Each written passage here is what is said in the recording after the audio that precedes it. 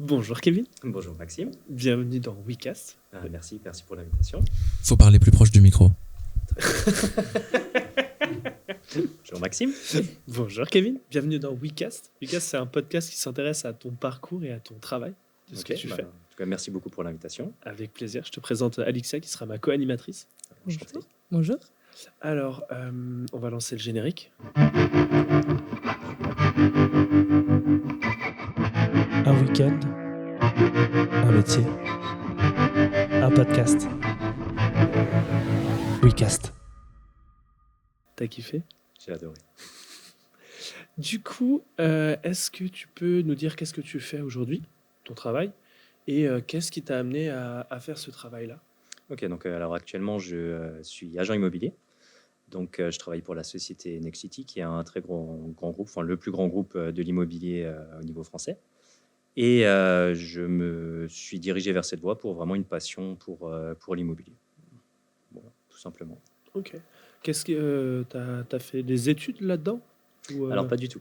J'ai fait des études de management où j'ai exercé justement un poste à responsabilité au sein d'un bowling pendant de nombreuses années. Et en fait, j'ai toujours fait à côté voilà, des recherches un petit peu voilà, sur l'immobilier. J'ai regardé, voilà, j'ai lu des bouquins là-dessus, sur l'investissement, sur ce genre de choses. Et c'est vrai que c'est quand on commence à passer beaucoup de temps sur un domaine et puis qu'on ne voit pas le temps passer, et ben, c'est vrai qu'on a tendance à se diriger là-dessus. Et puis c'est vrai qu'il y a une opportunité qui s'est présentée. Et donc, du coup, j'ai quitté l'ancien poste pour me lancer voilà, là-dedans. C'était quoi cette opportunité? En fait, c'est donc comme dit Nexity offre des conditions en tant que salarié pour des agents immobiliers que les autres sociétés ne font pas. Donc en fait, on a vraiment une garantie en termes de sécurité de salaire, d'environnement, de suivi. Donc on a tous les avantages d'un groupe. Ce qui, par exemple, quand vous allez dans une autre agence où vous travaillez en tant qu'agent commercial, en fait, si vous ne vendez pas, vous avez zéro à la fin du mois. Donc, vous êtes vraiment payé uniquement à la commission. Tandis que là, voilà, c'est un poste qui se libérait. Une petite restructuration de l'agence de Mulhouse. Et donc, voilà, c'est vrai que j'ai postulé, j'ai été pris. Et donc, voilà, c'est vrai qu'il y a vraiment une sécurité derrière. Ça permet de faire un métier qui n'est pas facile, mais avec justement une sécurité et puis tout un nombre de personnes derrière qui va appuyer, qui va former, qui va suivre toutes les démarches. Donc, Ok. Vas-y. En quoi c'est un métier pas facile? alors, c'est assez compliqué. Comme dit, on va être l'intermédiaire. Donc, par exemple, il y a plusieurs étapes. Alors, si vous voulez, ça va toujours être la même chose, mais ça sera tout le temps différent.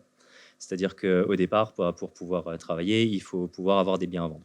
Donc, la première chose, ça va être vraiment voilà, de pouvoir rechercher des vendeurs qui souhaitent vendre leurs biens. Donc, dans un premier temps, voilà, on va avoir un premier contact. Donc, on va avoir tout ce qui est prospection. Donc, voilà, on va rechercher, on va essayer de se faire connaître. Mettre des prospectus dans les boîtes aux lettres? Par exemple. Voilà, par exemple, ça peut être ça. Alors, comme dit, Nexity est un petit peu particulier dans ce domaine-là aussi, parce que Nexity est un énorme syndic. Donc, c'est vrai qu'on a beaucoup de contacts en interne. Donc, nous, l'objectif, c'est vraiment de travailler sur des copropriétés où Nexity est syndic. Donc, c'est vrai qu'on arrive, on ne fait pas de prospectus dans les boîtes aux lettres. Mais par contre, voilà, on va faire des courriers, on va faire des mailings donc à des personnes qui sont déjà copropriétaires, donc qui nous connaissent. Donc, c'est vrai que là-dessus, on a cette petite facilité. On ne fait pas du porte-à-porte. Bonjour, vous voulez vendre votre maison. Et donc, voilà. Donc, première chose, donc, se faire connaître, obtenir des rendez-vous. Ensuite, on va présenter un petit peu toutes nos prestations donc, aux vendeurs. Donc, c'est là où on va vraiment avoir une démarche qui est commerciale, mais en même temps humaine. Parce que l'idée, c'est vraiment de cibler le projet du vendeur, de voir voilà, ce qu'il souhaite, s'il décide de vendre, voir où est-ce qu'il souhaite aller par la suite, si son projet est réalisable. Donc, on a vraiment toute cette analyse-là. Ensuite, on va devoir analyser son bien. Donc, voir voilà, combien il vaut en fonction donc là, on va vraiment voir en fonction du marché, en fonction voilà, des biens qui sont déjà vendus dans la zone.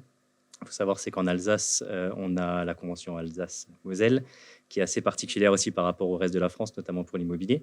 C'est-à-dire que vous allez par exemple à Bordeaux, à Bordeaux, vous savez, le voisin, enfin, vous avez accès très facilement. Par exemple, vous habitez 8 rue X, vous savez qu'au 6, ça a été vendu l'année dernière à tel et tel prix. En Alsace, on n'a aucune information là-dessus. Donc, c'est vrai que nous, les études de marché sont beaucoup plus complexes que dans les autres régions de France. Donc, déjà, voilà, C'est pour préserver le. Enfin, c'est pourquoi C'est l'Alsace. Voilà, on a des jours fériés en plus, et puis voilà, on a des restrictions qui sont supplémentaires, donc on a des avantages, on a aussi des inconvénients. Donc c'est vrai que ça rend le métier un petit peu plus compliqué, mais voilà, on a des moyens d'eux. On va faire des recherches, et puis on arrive toujours à trouver un bien. Alors, des fois, c'est vrai qu'on peut arriver à se tromper sur une estimation. Le but, c'est de se tromper le moins possible. Mais donc voilà, donc il y a vraiment toute recherche d'analyse.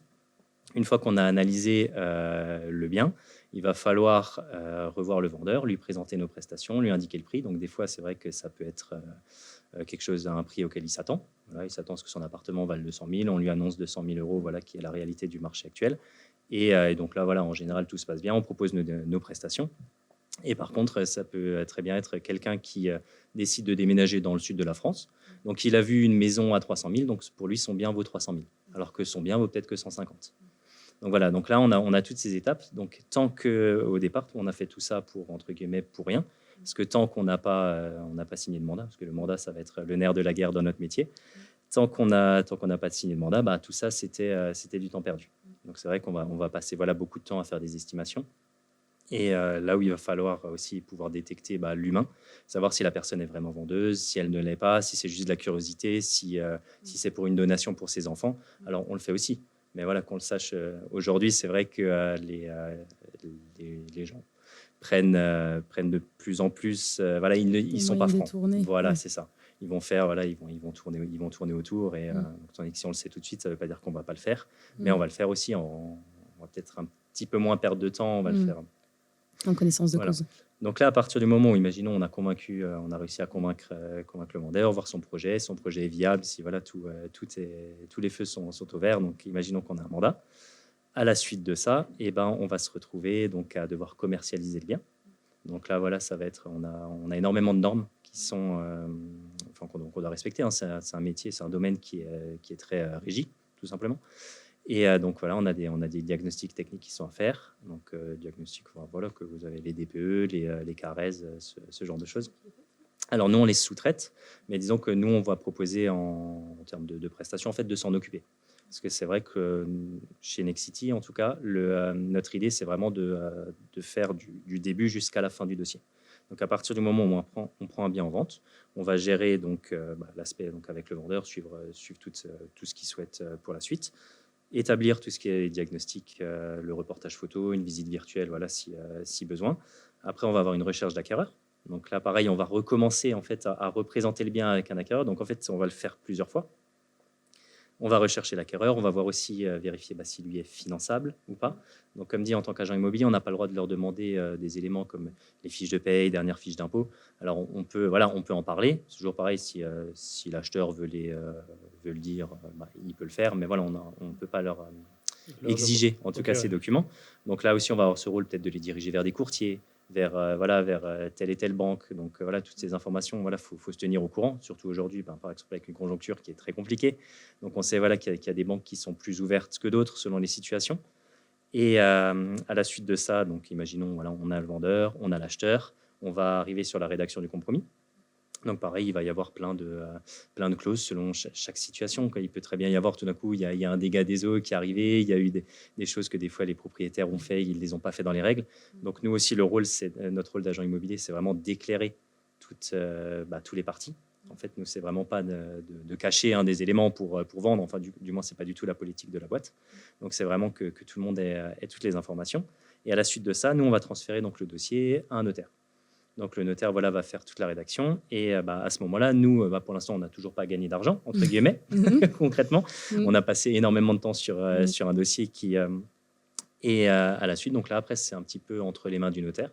Donc il va rédiger l'acte, il va faire toutes les formalités, les autorisations de mairie, vérifier que le dossier est bien complet, qu'il y ait bien tous les éléments. Parce que par exemple, si nous, on a transmis les délais le délai de rétractation, ça va être les 10 jours à partir du moment où vous signez un compromis. Vous avez 10 jours pour vous rétracter, comme dans d'autres situations. Et en fait, si par exemple il manque un seul élément, ne serait-ce qu'un appel de fonds ou quelque chose qui manquait, et ben ce délai est caduc. Et donc on doit recommencer. Donc voilà, donc c'est très très restrictif, très encadré, très pareil. Voilà, les DPE, s'ils ont été faits avant 2017, aujourd'hui ils sont plus valables, alors qu'au départ ils étaient valables 10 ans parce que voilà ils ont fait une petite réforme. Et donc on doit constamment se tenir au courant, et on va traiter un petit peu les demandes de tout le monde. Et notre rôle voilà est vraiment d'accompagnement de A à Z. Voilà. Donc on va s'occuper de tout ça. Okay. J'ai l'impression de m'être un petit peu éparpillé, j'ai donné beaucoup d'infos, mais voilà. C'est cool. C'est super intéressant, c'est chouette. Qu'est-ce qui t'a... est-ce que c'est une rencontre? Qu'est-ce qui t'a fait que tu t'es intéressé à l'immobilier de manière générale? Alors, l'immobilier, je ne vais pas dire que je suis né dedans, mais en fait, mon grand-père était quelqu'un qui avait fait des investissements, qui avait fait des achats-reventes, des choses comme ça. Et ouais, j'étais très proche de mon grand-père paternel. Et donc, c'est vrai que je l'ai vu faire ça étant tout petit, hein, parce que ouais, il est décédé quand j'avais 15 ans. Donc, forcément, j'étais peut-être même pas en âge de comprendre tout ce qui se passait. Mais c'est vrai que voilà, il sait pas. Je le voyais un petit peu là-dessus, faire beaucoup de visites. Je sais qu'il en avait acheté, qu'il en avait revendu. Et donc, lors de son décès, il m'avait légué un studio. Et c'est vrai que c'est un petit peu je sais pas, je pense que voilà, j'ai un petit peu été baigné dedans, j'ai eu les informations, donc je me suis renseigné, ça m'a plu.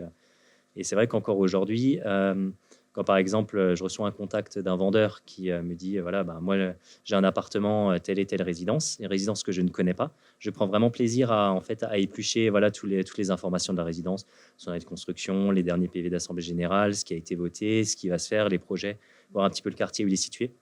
Ça voilà, c'est vraiment quelque chose qui me passionne, donc ouais, tout ce petit côté. Et du coup, tu fais aussi dans ta vie personnelle, tu fais aussi de l'achat-revente? Alors, achat-revente, non, mais j'ai fait déjà quelques investissements, j'en ai déjà revendu. Donc oui, j'en ai fait et j'en fais toujours. C'est d'ailleurs grâce à Kevin que j'ai acheté mon appart. Tout à fait, on avait fait la visite ensemble. Car à l'époque, je connais Kevin du bowling, parce que c'était mon directeur. Et c'était, je crois que ça faisait 2-3 mois que je venais de rentrer au bowling. Et par hasard, Kevin est toujours souriant. Donc j'ai dit, je suis en train de m'intéresser au prêt immobilier. Est-ce que tu connais? C'était la question qu'il fallait lui poser. Et puis après, c'est vrai, après je peux faire des monologues. Donc encore aujourd'hui, c'est vrai que même dans mon quotidien, alors comme dit, dans l'immobilier, enfin quand je vais vendre, on va vendre des appartements qui sont plus ciblés résidence principale, d'autres qui sont plus ciblés investissement. Et c'est vrai que très facilement, en fait, je vais me diriger sur de l'investissement. En fait, voilà, donc je vais vendre, je vais présenter des biens à des investisseurs. Donc, ce qui n'est pas le cas, par exemple, de mes collègues au sein de l'agence, qui, eux, vont faire plus de résidence principale. Mais c'est vrai que moi, l'investissement, c'est quelque chose qui me passionne. Les calculs de rentabilité, les coûts, les travaux à venir, tout ce qui est fiscalité, voilà, les possibilités, les montages, que ce soit achat en nom propre, à plusieurs, seul, en SCI, les SCI familiales, les SCI à l'IS. Voilà. Tout à fait. Donc, voilà, tout ça, c'est aiguiller les gens. C'est quelque chose qui me plaît beaucoup. Et donc, en fait, je me retrouve à vendre beaucoup plus d'investissements que de résidence principale. Alors, je fais aussi de la résidence principale, mais je pense que je dois être peut-être moins convaincant aussi sur les résidences principales, mais du fait que l'investissement me plaît. Et donc, c'est là-dessus que... Et tu parlais de la conjoncture tout à l'heure, mais du coup, entre le Covid qui a bouleversé, si j'ai bien compris, un peu l'immobilier, maintenant les taux d'intérêt, les choses comme ça, est-ce que ça a profondément modifié votre approche du travail ou... Alors, le fond du travail reste le même. C'est vrai que à l'après-Covid, on a eu une très belle année, donc, qui a été l'année 2023, où vraiment, là, les taux étaient au plus bas. On avait, un particulier pouvait avoir un prêt presque en dessous de 1%, avec aucun apport, donc des financements avec frais de notaire, vraiment la totalité. Et tout d'un coup, les taux se sont mis à s'enflammer. Donc c'est vrai qu'aujourd'hui, l'obtention du prêt est beaucoup plus compliquée. Donc, en fait, en 2022, notre objectif, c'était de trouver un bien à vendre. Donc, on trouvait un vendeur, on avait un mandat, on savait qu'on allait le vendre très rapidement. Voilà, moi, je me souviens encore, début d'année dernière, ça faisait 1 mois que j'avais un bien en vente et je commençais à pester, il n'est toujours pas vendu. C'est pas normal. Voilà. Aujourd'hui, Un mois, c'est quand j'ai un coup de fil, je suis content. Donc voilà, donc c'est vrai que l'année dernière, on était vraiment sur la recherche d'acquéreurs. Fallait trouver des biens à vendre en continu. Aujourd'hui, on va pardon, de vendeurs, oui, excusez-moi. Et aujourd'hui, on va travailler sur l'acquéreur. C'est vrai qu'aujourd'hui, par exemple, il y a 4 biens qui vont correspondre à une personne qui est solvable. Et ben, faut réussir à démarquer son bien, faut réussir à. Donc, le quotidien, on va plus être à traiter avec les vendeurs pour faire des baisses de prix, pour rendre leurs biens attractifs. Parce que, comme dit, des biens comme le leur, il y en a peut-être 4 en ce moment en vente. Demain, il y en aura 4 autres. Donc, s'ils veulent vendre, il faut, à un moment donné, il n'y a qu'un critère, c'est le prix. Et donc, c'est vrai que les capacités d'emprunt ont été sont plus compliquées. Il y a des demandes d'apport qui sont conséquentes. Donc, c'est vrai qu'on entend que par rapport à l'année dernière, sur une personne dite classique, un emprunteur primo-accédant, son pouvoir d'emprunt a baissé de 30%. Donc, 100 000 l'année dernière, 70 000 aujourd'hui, c'est énorme. C'est énorme. Et toi, c'est quoi que tu préfères, la recherche de vendeur ou la recherche d'acquéreur? Alors, la recherche de vendeur. Ok. Ouais. Mais comme dit, parce que je pense que dans un premier temps, je vais vraiment avoir l'analyse du bien, l'analyse du projet du vendeur, de ce qu'il souhaite. Donc aussi, il y a ce côté humain. Et donc ça c'est vraiment ce que je préfère, pouvoir tout mettre un petit peu sur papier, faire la présentation. Et après, les acquéreurs, on a de tout. On a des personnes avec qui ça va très bien se passer. On a des personnes un petit peu plus compliquées. Comme dit, on traite avec de l'humain. On va traiter avec toute classe sociale, tout âge, chacun. Mais ouais, vraiment la recherche du bien, l'analyse du bien, et puis la prise de mandat est vraiment ma part préférée dans le métier. Mais je suis payé à l'avance. c'est pas le plus rentable, c'est ça. J'avais une question. Tu parles du fait du travail en équipe. Du coup, tu es principalement seul dans ton bureau ou tu travailles avec tes collègues? Enfin, comment ça s'articule comme ça? Alors, c'est vrai qu'on est dans un métier où on va gérer notre temps comme on le souhaite. C'est-à-dire que, on n'a pas un forfait, on n'a pas d'heure, on n'est pas à 8 heures, on doit être au bureau et puis à 17 heures, on a terminé. C'est vraiment les rendez-vous qui vont régir un petit peu notre journée. Donc, c'est tout à fait possible que pendant 3 jours, je ne sois pas du tout au bureau, que mes collègues y soient. Alors, pour répondre déjà à ta question, c'est vrai qu'on a une sorte d'open space, mais à 3 bureaux. Donc, on a 3 bureaux et après, il y a le responsable qui a un bureau à part. Mais comme dit, des fois, on va se retrouver tous ensemble au bureau. Des fois, on va être tout seul. Des fois, on n'a pas il n'y a pas vraiment de règles là-dessus. Alors, c'est sûr que c'est un métier où on va devoir moduler aussi avec les horaires des gens. Donc, par exemple, il y a des personnes qui font des horaires du 8h, 19h. Donc, qui travaillent loin, qui n'ont pas de pause entre midi et 2. Donc, on va se retrouver à faire des visites à 19h30, 20h. C'est tout à fait possible. Ouais. Je me suis perdu dans le sens le travail en équipe, comment il s'articulait du coup? Alors chacun alors chez nous en tout cas, c'est pas le cas comme dit, je parle vraiment pour Nexity Mulhouse, parce que même au sein de Nexity, il va y avoir des autres façons de travailler. Nous, à partir du moment où on a pris un mandat, comme dit, on va faire tout le suivi. Donc c'est un seul interlocuteur. Donc voilà, moi, mon client, c'est mon client. C'est moi qui vais le gérer jusqu'à la fin. Par contre, avec les collègues, on est vraiment en travail, on est une équipe. Donc c'est-à-dire que si tout d'un coup, mon collègue a un acquéreur qui pourrait correspondre à un bien que j'ai, il va me donner le contact et je vais travailler sans qu'il y ait un partage de commission, choses comme ça. On travaille vraiment main dans la main. Pareil, s'il y a eu une particularité sur un dossier, je vais demander peut-être conseil à mon collègue qui va prendre 1 heure, 2 heures de son temps pour régler le problème. Tout ça, on se fait ça. On est vraiment dans un système d'entraide. Par exemple, dans d'autres agences, il peut très bien avoir, à partir du moment où il y a une prise de mandat, l'agent va avoir l'exclusivité pendant 2 semaines et après, en fait, c'est mis en commun. Okay. Et donc là, c'est bataille, c'est le premier qui va. Voilà, donc là, c'est vraiment c'est Piranha. On est dans un domaine clairement de requin. Là, on se bat aussi, on se bat pas mal avec les autres agences. Mais chez nous, c'est pas du tout le cas. C'est vraiment entraide, partage de connaissances, de compétences. On peut même très bien, quand il y a un dossier qui est très particulier ou un dossier lourd, on peut très bien aller à plusieurs en visite pour justement apporter les connaissances de tout le monde. Donc ça, c'est vrai que c'est très agréable dans ce domaine-là. Parce que du coup, donc toi, tu fais plutôt le côté investissement, peut-être les autres plutôt résidence principale, mais quand vous avez un nouveau bien qui est proposé à l'agence, est-ce que vous avez une organisation au-dessus d'un tel budget, c'est un tel qui a le bien? Est-ce que... Non, alors on va travailler par secteur. D'accord. En Secteur fait, géographique? c'est tout à fait. Ok. Voilà. Donc vraiment, on a découpé Mulhouse et sa périphérie en différents secteurs. Alors, dès que ça va être, comme dit nous, l'objectif chez Nexity, c'est de travailler sur les copropriétés Nexity. Donc, à partir du moment où c'est du Nexity, de toute façon, voilà, on a les secteurs. Par exemple, moi, je vais beaucoup travailler sur Mulhouse-Dornac. Je fais un peu de Mulhouse Centre et tout ce qui va être Lutterbach, Pastat. Je vais aussi un petit peu sur Guebwiller. C'est le meilleur coin de Mulhouse, d'ailleurs, je trouve. Il est pas mal.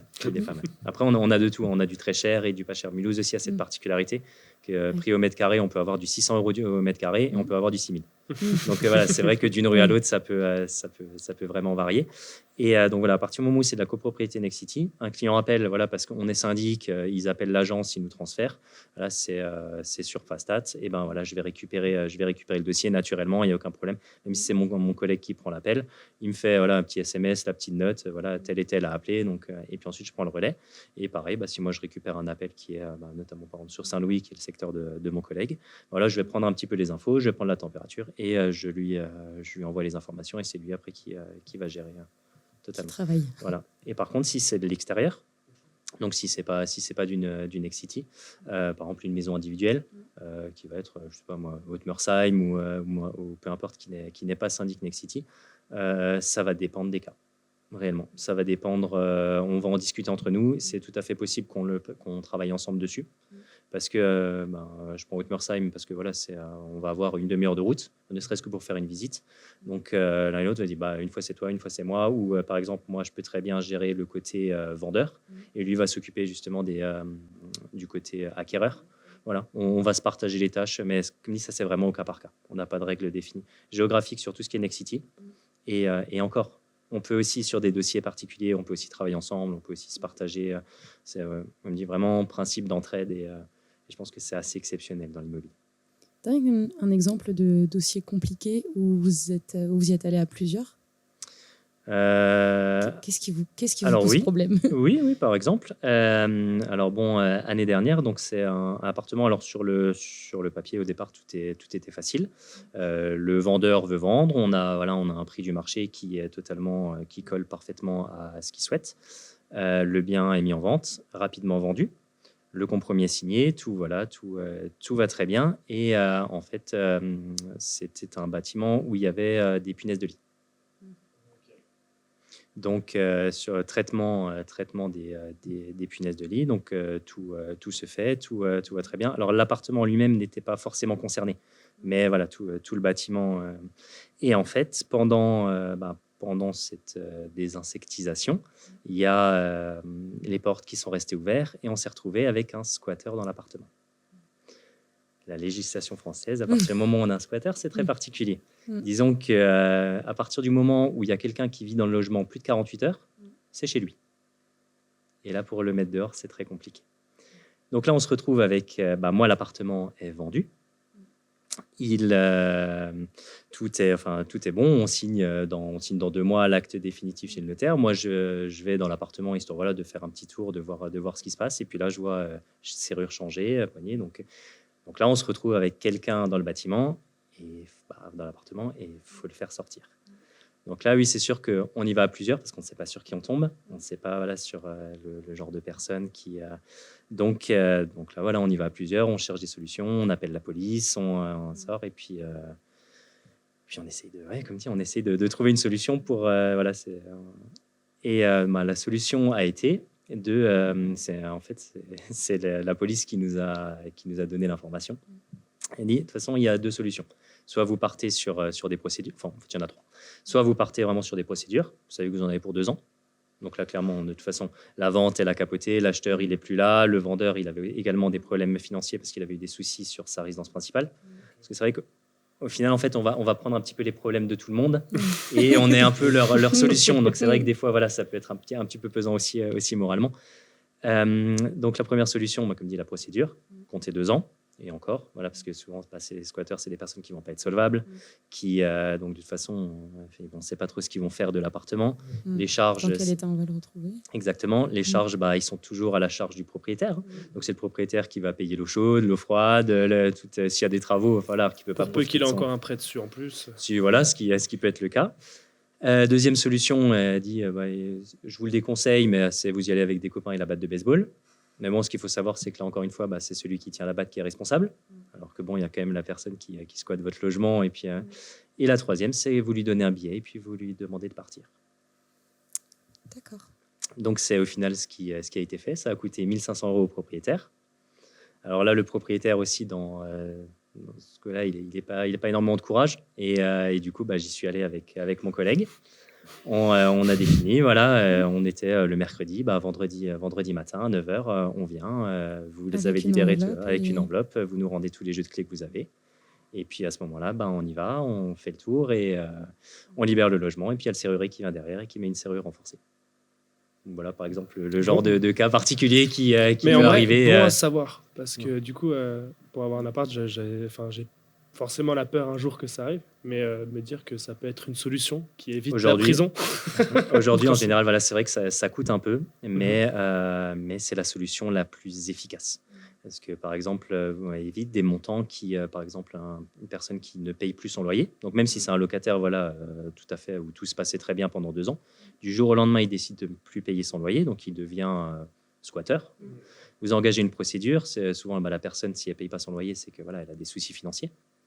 Et vous attendez 2 ans, 3 ans, vous arrivez vite à 10, 15, 20 000 €. Hein. Donc c'est vrai que sortir 1 500, il part, et puis après, en gros, c'est plus votre problème. Donc c'est vrai que c'est la solution qui fonctionne le mieux actuellement. Okay. Ça t'arrive souvent de devoir gérer des situations de squat comme ça? Alors squat, non. Comme dit, le squat est quand même assez rare, heureusement. Ouais. Parce que c'est vrai que c'est quand même des situations on n'est pas spécialement bien. Parce que j'ai l'impression qu'on en entend beaucoup parler, mais est-ce que finalement c'est non, mais je vais rebondir sur le métier de mon ami Boris qui est passé avant. Voilà, on entend des crashs d'avions. Il y a je ne sais pas combien d'avions qui décollent. On retient le crash. Et puis, oui, c'est ça. Voilà, alors qu'il y a 1000 avions qui partent par jour d'un aéroport. Voilà, c'est ça. Donc non, ça reste des cas isolés. Par contre, c'est vrai que ce qu'on entend le plus en plus, c'est des dégradations des logements. Ça, c'est vrai que je le vois de plus en plus, des logements qui sont rendus dans des états mais plus que déplorables, où de toute façon la caution ne suffit pas.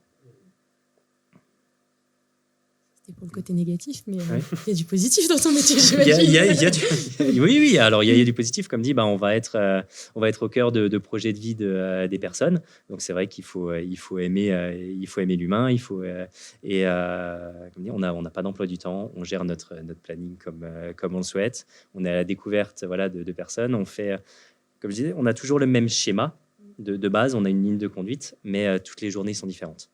Donc c'est vrai qu'on va avoir plein de petites anecdotes, de petites histoires, et puis voilà, on suit vraiment des projets de vie, parce que vous achetez pas un appartement toutes les semaines, hein, c'est pas comme une paire de baskets ou un t-shirt. C'est vrai que c'est des lancements, donc voilà, on fait un accompagnement, donc c'est un très beau métier, mais comme dit, voilà, qui a ses particularités, ses difficultés. On compte pas les heures, mais ça nous le rend bien, oui, en général. Et puis quand on arrive à l'aboutissement justement, on a trouvé un vendeur qui voulait vendre, l'acheteur qui veut acheter, on se retrouve chez le notaire. En général, c'est des bons moments. Voilà, tout le monde a le sourire, tout le monde, on sort de là, voilà, la bouteille de champagne. C'est ça, voilà, la petite avec coupe, modération. voilà. Je voulais revenir sur ton passé. Tu as fait des études de management, tu as été directeur dans un bowling. Qu'est-ce qui a... Tu as fait des... Enfin... Le déclic. Le déclic. Qu'est-ce qui a fait que tu as voulu changer de métier, dans le sens, qu'est-ce qui t'a fait arrêter de gérer les êtres humains pour gérer les biens? Alors, c'est clairement le Covid. Alors, comme dit, pendant la période Covid, donc j'étais en poste au bowling. Et c'est vrai qu'on a eu nous des grosses coupures. Hein. On a eu presque 1 an et demi. 11 mois, j'ai calculé. 11 mois en tout? 11 mois en tout. Pas plus? Pas plus. Ah, bon. On m'a paru plus long. Donc, c'est vrai qu'on a eu 2 grosses coupures. Et le bowling, avec les responsabilités qu'il y avait, c'était du 7 jours sur 7. Donc c'était déjà beaucoup d'heures en poste. Et en fait, le fait de gérer l'établissement, c'est voilà, des appels continus. Il n'y a pas de week-end, il y a pas de soirée. Donc très, très contraignant. Le Covid fait prendre... voilà, on se remet un petit peu en question. Et puis on réalise que voilà, premier arrêt, on reprend le boulot, on recommence à travailler les samedis, on se dit ouais, peut-être qu'on veut plus de ça, et puis ça devient voilà, on y va un petit peu à reculons. Ensuite deuxième fermeture, et puis là voilà, on sait que c'est de trop. Et donc voilà, j'ai commencé à chercher autre chose. L'immobilier s'est imposé voilà, comme dit assez naturellement. Et puis l'opportunité s'est présentée. Donc voilà, c'est le Covid qui a permis le déclic. Et puis comme Nexity est en recrutement, j'aurais pas quitté l'emploi pour, par exemple, faire en tant qu'agent co, et puis à être sous la pluie, à mettre les flyers dans les boîtes aux lettres. Ouais, c'est le fait que tu aies eu cette opportunité qui Voilà. a fait vraiment à 100%. Voilà. Le Covid qui a permis voilà, de réaliser, parce que sinon, je pense que j'aurais continué encore, parce que le boulot au départ me plaisait. C'est vrai que c'était toutes les contraintes qui étaient liées autour, et l'opportunité qui m'a fait passer le pas. Le coup de... Ouais. Le déclic. C'est ça, le déclic. Pour quelqu'un qui souhaiterait devenir agent immobilier, quelles compétences, quelles qualités, à tes yeux, ce serait important qu'il ait ou qu'il puisse développer pour se lancer là-dedans? Alors, je pense que déjà, il faut être très organisé. Il faut réussir du moins à organiser ses journées et à prioriser en fait les tâches. Parce que, comme dit, on va avoir plusieurs annonces en ligne, on va avoir le téléphone qui sonne beaucoup. C'est assez compliqué de faire 2, 3, 4, 5 choses en même temps. Donc, il faut vraiment réussir à organiser sa journée et ne pas se laisser déborder. Parce que, par exemple, on est en train d'analyser voilà, un dossier, on reçoit un appel, on commence à faire un autre dossier, on perd très vite du temps. Donc voilà, vraiment réussir à s'organiser, à prioriser les différentes tâches. Ensuite, il y a un aspect commercial. Donc ça, voilà, faut pas se le cacher. Il faut réussir à convaincre, il faut réussir à avoir les bons arguments au bon moment. Faut avoir des connaissances. Donc, il faut aussi se renseigner sur tout ce qui va être voilà, les différentes règles, les réglementations voilà, du domaine de l'immobilier, de la vente. Et il faut aimer la rencontre de l'humain, hein, clairement, hein, parce que voilà, on est au contact quotidien de l'être humain, donc de tout type d'être humain, tout simplement. L'humain est vaste et on est tous différents. Donc voilà, il faut réussir à s'adapter et puis à capter voilà, un peu les besoins de chacun. Et il faut réussir aussi à mettre de côté nos émotions. Parce que comme dit, si on a un peu un tempérament éponge, ça va très vite être compliqué. Parce que comme dit, on va être là aussi à gérer un petit peu les problèmes, les conflits. On peut avoir des personnes qui sont en situation, par exemple, de surendettement et qui ont vraiment un besoin de vendre en urgence leurs biens. Mais par contre, voilà, je dis n'importe quoi, mais ils ont 100 000 euros à rembourser. Leur bien, voilà, il a été estimé à 110 alors qu'en fait, il vaut que 90. Il faut réussir voilà, à expliquer, à faire toutes les démarches, mais pas prendre trop à cœur, parce qu'à un moment donné, on n'est pas responsable de la situation. On va tout faire pour les aider à s'en sortir, mais on ne peut pas faire de miracle non plus. Donc c'est vrai que si on a une personne qui est émotivement très émotive, très sensible, ça va très vite être compliqué. Alors, il faut réussir voilà, à faire un petit peu cette part des choses et puis à mettre de côté les différentes situations qui peuvent se présenter et puis garder son sang-froid, garder son calme et toujours garder voilà, en tête l'objectif. On a tous le même. Hein, nous, c'est d'arriver à une vente. Le vendeur, c'est de vendre et puis l'acheteur, c'est d'acheter son bien. Donc, on veut tous aller dans la même direction. Il faut réussir voilà, à diriger en fait que tout le monde soit d'accord là-dessus, mais sans faire des promesses qui sont intenables, tout simplement. Tu parlais de faire des miracles et que les vendeurs ou les acquéreurs s'attendent à ce que vous fassiez des miracles. Ça me fait penser à toutes les émissions d'agents immobiliers qu'on voit actuellement à la télé. Est-ce que vous avez l'impression que ça a changé quelque chose de la part des vendeurs et des acheteurs? Est-ce qu'ils sont plus formés entre guillemets qu'avant ou... Alors, sur ces émissions, on voit un petit peu de tout et de rien. Donc, il y a des choses qui sont à prendre et d'autres non. Alors, comme dit, ils donnent une très belle image où tout est facile, où tout est, c'est pas toujours le cas. C'est vrai, comme dit, Stéphane arrive chez vous, tout sourire, et vous refait la déco. Ça fait 3 ans que vous essayez de vendre votre maison et puis il vous la vend 10 000 € plus cher. Ouais. Ça Parce qu'elle a changé le papier peint. Voilà, c'est Voilà. ça, parce qu'il a changé le papier peint. C'est pas, ça se passe pas comme ça. Alors, il y a des choses comme ça qui sont bien. Par contre, il y a d'autres aspects, notamment, je sais pas si, alors je sais pas, peut-être parce que je suis du métier et puis que j'en parle peut-être beaucoup sur, vous avez peut-être les publications aussi Facebook sur les investissements. Où on va parler de cash flow, de taux de rendement, des techniques, voilà, faut faire du Airbnb, faut faire du meublé, voilà. Ça, par contre, moi, je trouve en tant que vendeur agent immobilier, voilà, qui va justement cibler un petit peu des investisseurs. Ça, c'est très compliqué. Parce qu'en fait, on va avoir des nouveaux clients qui vont appeler. Oui, moi, j'ai pour objectif d'acheter 5 appartements, ne serait-ce que cette année. Je veux du cash flow, je casse les prix. Donc, en fait, voilà, on a beaucoup d'informations, mais il faut réussir à faire le tri. Donc ça, c'est bien et c'est pas bien. Apprendre avec des pincettes. Voilà, apprendre exactement. Ouais. Exactement.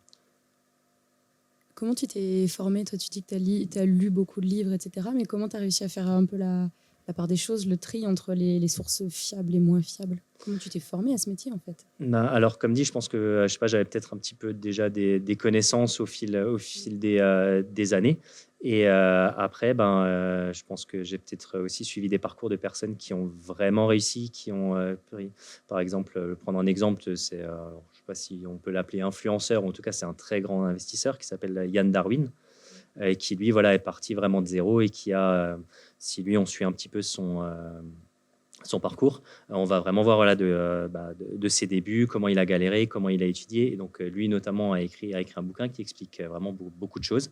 Et donc, en fait, je pense qu'il faut faire la part des choses entre le réel et puis le rêve. Enfin, c'est un petit peu comme tout. Si on vous promet que voilà, vous achetez 3 appartements et puis dans 5 ans, vous n'allez plus travailler, faut rester réaliste. Voilà, c'est autant jouer à l'euro-million et puis vous avez autant de chances en fait que ça fonctionne.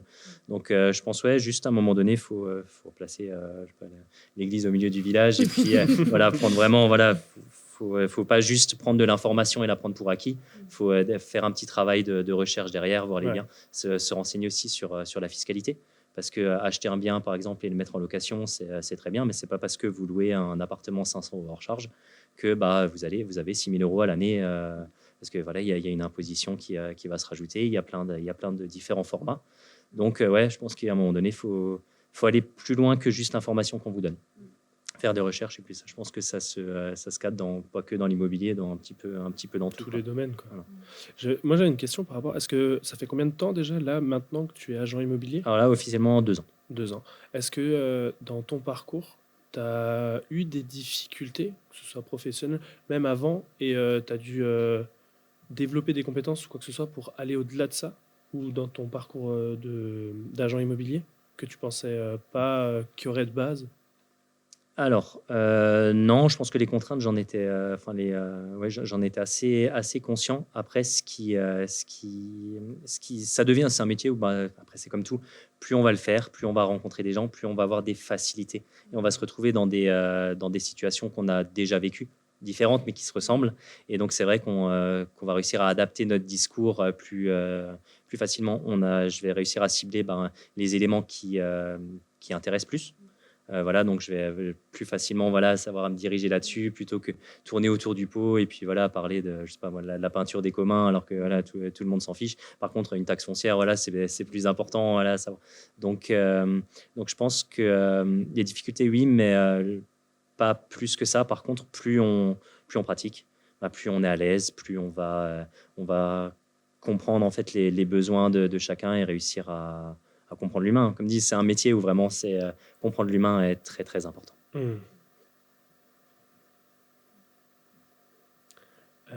Est-ce que tu aimerais nous partager quelque chose par rapport à ton métier qu'on n'aurait pas abordé encore et qui te semble important et que tu aimerais communiquer? Alors, je pense que c'est un très beau métier, comme dit, où on va vivre des bons moments. Par contre, un peu comme tout, il y a des faces cachées. Donc, si vous correspondez un petit peu, si vous êtes passionné par le domaine de l'immobilier, que la relation avec les gens, comprendre voilà, un petit peu euh, leur état d'esprit, leur projet de vie, voilà, c'est un métier qui offre énormément de possibilités, de liberté. C'est un métier où il y a de l'argent, clairement. Il y a beaucoup d'argent. Mais j'ai perdu le fil, c'est dommage. J'avais une belle fin. Faudra couper ça au montage. Hello, c'est Maxime du futur et non, je ne couperai pas. Ouais, t'inquiète. Ça, c'est une traite. Et ça, voilà, c'est un métier qui est en fait accessible à n'importe qui, j'ai envie de dire. Parce qu'il n'y a pas de prérequis, il n'y a pas de diplôme nécessaire. Vous pouvez, dès demain, vous sortez d'un bac, vous êtes plein de motivation et vous avez soif d'apprendre et puis vous avez envie de vous investir, et ben vous pouvez le faire. C'est pas comme un métier qui va avoir, je sais pas, prendre notaire par exemple, voilà, où notaire il va y avoir des études, des concours, des choses comme ça, c'est un métier qui est accessible à tous et qui va offrir énormément de contacts, de relations. On en apprend tous les jours. Ma collègue qui est dans le métier depuis plus de 25 ans, et ben, elle découvre encore des choses et voilà, c'est un domaine passionnant à mon explorer. sens. Et à explorer, à mon sens. Oui, tout à fait. Alors, on va lancer la dernière rubrique, si tu avais encore une question. Oui, Ok. j'avais une question. Tu parlais du coup, quand on parlait des investissements, de cash flow, etc., et des différentes manière d'investir, tu as parlé plein de mots compliqués, il y avait SCI dedans, il y avait plein de trucs. Est-ce que vous faites du conseil sur comment investir aussi, ou est-ce que c'est un métier qui est trop différent du vôtre? Alors, si moi demain je vais faire un investissement, j'ai un peu plus de sous prévu, je veux faire un investissement, est-ce que toi tu vas me conseiller de A à Z ou pas? Alors, moi, je vais pouvoir te donner les grandes lignes. C'est comme dit, au-delà de ça, ça ne va pas être mon rôle. Même si j'ai des connaissances, voilà, je vais les partager. Je vais te donner des indications. Par contre, si vraiment tu souhaites un conseil plus élaboré, eh ben, je vais te mettre en contact avec une conseillère patrimoniale qui fait partie du groupe et qui, elle, va vraiment prendre ton cas, qui va faire l'étude et tu sauras exactement ce que ça te coûte, combien ça te rapporte. Voilà. Donc, je vais t'aiguiller vers la bonne personne. Voilà, c'est ça. Okay. Moi, je te donnerai les grandes lignes, donc pas au centime près. Mais comme dit, après, il y a énormément de montages qui sont possibles. Oui. Donc après, c'est un vrai métier. Part entière. Exactement. Et eux, ils font des études. Je vais lancer du coup la dernière rubrique. L'instant moula. La caillasse. Le blé. Le pognon des pépettes. Il était cool, hein, ce générique. Alors, en gros, en France, on a un petit problème. C'est qu'on a énormément de mal à parler d'argent. C'est quelque chose que je peux comprendre parce que c'est relativement intime, à cause de la peur de dire ouais, je suis mieux que mon voisin ou quoi que ce soit. Du coup, j'ai trouvé une façon de garder ton intimité financière, mais quand même que tu arrives à nous parler de ce que tu gagnes par mois. Donc, tu as des cartes dans l'Instant Moula où tu as tout simplement une règle pour transcrire ton salaire dans une quantité de quelque chose. Par exemple, tu gagnes 50 kilos de moules par mois. Voilà, c'est ce genre de règle. Ça marche. Ça, c'est vraiment pas un gros salaire. Je pense que 5 kilos de moules. C'était un exemple. La conjoncture est difficile. Donc dessus, tu as... Alors, pardon, je suis pas dans le micro. Faut pas que tu dises le prix du kilo pour pas donner la règle. Bien entendu. Les gens, ils se débrouillent. Mais tu vas prendre ton salaire, tu peux prendre ton téléphone pour faire le calcul. Tu le divises. Moi, je peux le faire de tête. Ouais, je sais pas. Il y en a certaines, ça peut, tu vois. À 10 € le kilo, globalement, c'est possible. Oui. Là, si on est sur du centime. Et du coup, tu divises ton salaire par le chiffre que tu vois et ça te donne le nombre au kilo de ce que tu as. Ok. Bon, alors voilà, juste petite parenthèse. Comme dit, le salaire d'agent immobilier est assez particulier parce qu'il va fluctuer déjà en fonction de la conjoncture, en fonction des ventes. Donc, c'est vrai qu'on peut avoir des salaires de 0 à 10 000 € par mois. Donc, voilà, comme dit, là, moi, je vais parler du mien, voilà, par exemple, sur l'année courante. Ouais. Comme ça, voilà, ça donnera un petit peu une idée. Donc, moi, je suis en coquille de Saint-Jacques. En coquille de Saint-Jacques, ok. Comme ça, si les gens veulent vraiment savoir combien tu gagnes, ils vont devoir chercher le prix de la coquille Saint-Jacques à la date auquel moi j'ai pris les chiffres. Donc, Donc, alors c'est de la coquille de Saint-Jacques fraîche, décortiquée, coraillée. C'est important. Donc, je vais être à 101 coquilles Saint-Jacques par mois. C'est cool. C'est Ok. chambé. Ça fait, En plus, toi, t'adores les fruits de mer. c'est ça. T'es allergique, non, ouais, Non, ça. alors allergique, non, mais c'est vrai que je n'aime pas ça. Est-ce que tu avais encore une dernière question?